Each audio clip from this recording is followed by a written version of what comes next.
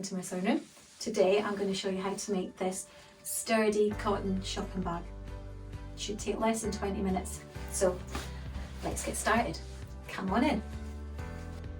For this bag you will need 2 pieces of outer fabric, 2 pieces of lining fabric, your scissors, cotton webbing, pins, measuring tape or ruler, thread and your sewing machine.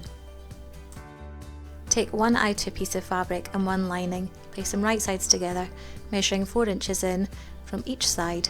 Place your cotton webbing handles, pin them in place, and now we're going to baste them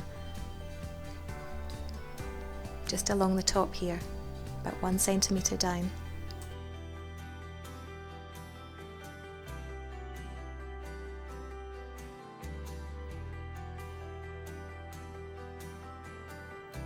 Now that you've basted your handle in place, sew along this top edge and do the same with the other 2 pieces of fabric. You should now have 2 bag pieces that look like this. We are now ready to sew these 2 bag pieces together. So with right sides to right sides of your main fabric, right sides to right sides of your lining fabric, you want to pin in place. Match up those seams nicely.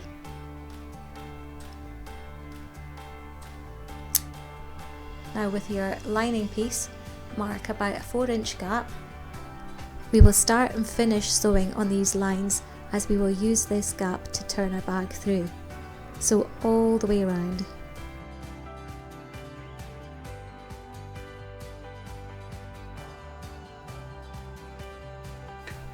Remove your pins and snip the 4 corners. Now get your hand in through the gap and pull the outer bag through the lining piece.